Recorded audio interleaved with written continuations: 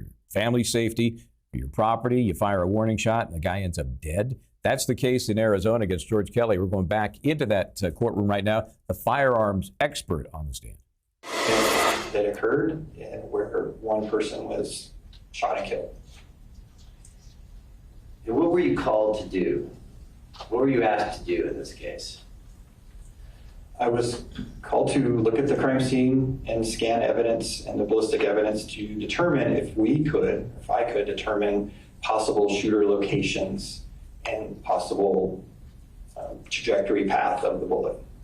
And before we get into that, what was the weapon that you reviewed, that you looked at? I looked at an AK-47 pattern rifle. It was a semi-automatic version of the Russian AK-47, one of the most popular rifles in the world. You also looked at what kind of projectile? The ammunition associated with those rifles is a 7.62 by 39 caliber cartridge, which is a military rifle cartridge. And you're familiar with this cartridge, right? I am. Have you ever testified about the distance that this cartridge can harm somebody? I have. I had a long distance shooting case with this type of rifle involved. How far of a distance was involved in that case? In this particular case, it was 796 yards, so about 8 football fields, or half a mile. From that distance, this cartridge was fired and killed somebody? Yes.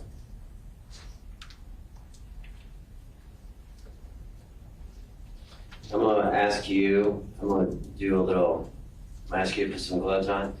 Your Honor, can I have Ayensa help out? Can you grab the gun for us? And can you get... That's what, Your Honor.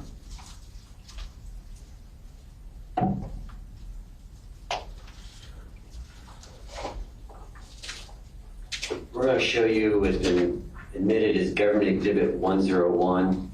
To you, I think you refer to it as 21JA. Does that sound familiar? It does. As they're getting the gun ready, you came down to Arizona to do the analysis in this case, right? I did. Right, and walk us through, like, where'd you go and who'd you meet with? Went to a local shooting range. The sheriff's office met me there with the evidence, and I examined the rifle, test fired the rifle, and looked at the ammunition that was collected. And then the rifle and stuff, what condition was it when you first saw it?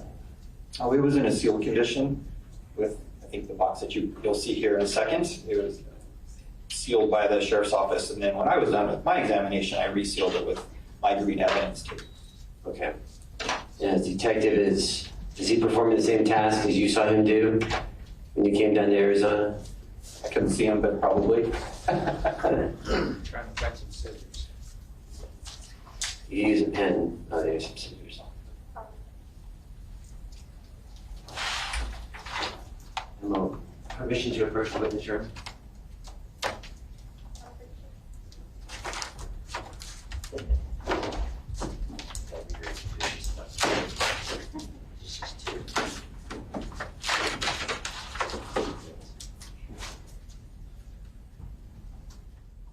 So, always a dramatic moment here when the weapon is presented to the jury, and I think that's especially true when you're talking about an AK-47, which has again such a triggering emotion with folks. So, very interesting to see what this is like a presentation, and the juries, I guarantee you, they're scooched forward in their seats.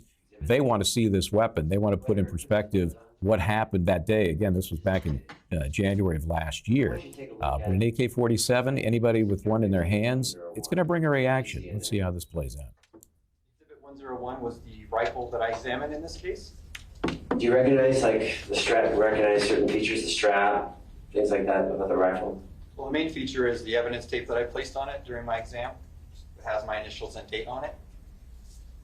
All right, I'm gonna walk us through how you measure operability and the functionality of the weapon when you review it.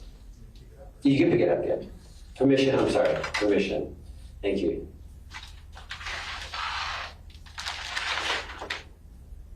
So in my right hand is the AK pattern rifle that I mentioned, State 101. And it is a semi-automatic gas-operated rifle, meaning that as the weapon is fired, there's a gas assistance. So as the gas is generated by the exploding cartridge, it helps cycle the action. And I'll talk about what the cycling is. There he is. So the cartridges are loaded in a box magazine. We have one, and it's inserted in the base here. And then the operator will pull this handle, the bolt, the charging handle, to the rear, release it, and that will strip a cartridge off of the magazine into the chamber, and now it's ready to fire. When the trigger is pulled, the safety is off, the cartridge will go down, or the bullet will go down the barrel, the cartridge case will... Object to narrative, and I don't believe it's responsive to the question. You're asking to explain to... So as the trigger is pulled, the primer is struck, which we'll talk about, but it's the component of the cartridge that ignites the powder. And as the powder burns, it generates gas. That gas expands, creating pressure, and that pressure is what pushes the bullet out the barrel to the target. And then also some of that gas helps cycle the action, meaning there's a tube that pushes the bolt to the rear, which helps extract and eject that fired cartridge case. The bolt comes forward again, stripping a new cartridge off of the magazine into the chamber, and that process will happen as fast as you can pull the trigger. This is a semi-automatic, meaning for each trigger pull, one shot is fired. So Okay, so now the jury sees the weapon. This is the weapon that's killed this Gabriel immigrant. So Katherine Lizardo's here, Daniel Jackson. Daniel, let me ask you, there's, I think, a certain prejudicial effect to just, it's an AK-47. And tell me how you think that plays out in this setting. This is a very, to say rural is a understatement. You know, the AK-47 is known as probably one of the oldest, largest assault weapons that people are very familiar with. This is a war weapon. And so you have a jury who is now seeing, one, how long this rifle actually is.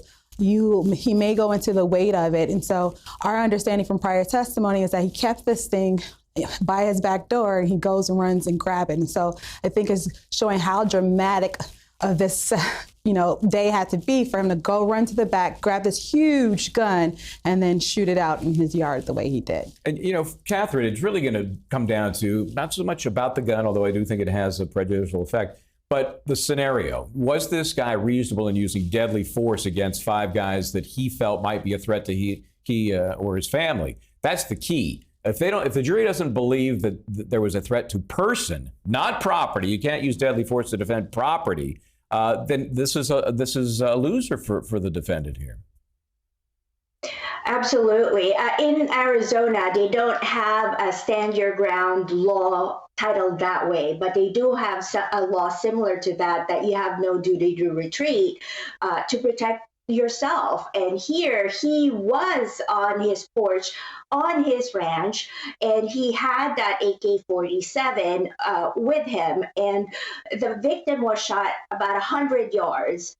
So that's why the questioning earlier with this gun expert, that he's seen a scenario and actually investigated a scenario where an AK-47 was shot over 700 yards and could kill a person. So alluding that in 100 yards, that could easily happen with Kelly supposedly firing a warning shot, and why the victim was shot. And it's important to note that this is a second-degree murder case, not an intentional type homicide. I'm telling you, 100 yards, 300, that's a hell of a shot. So I believe it probably was not an intentional act, but it was just reckless in what he did and led to the death. Let's take a break here. We'll come back more out of Arizona. The Kelly case continues.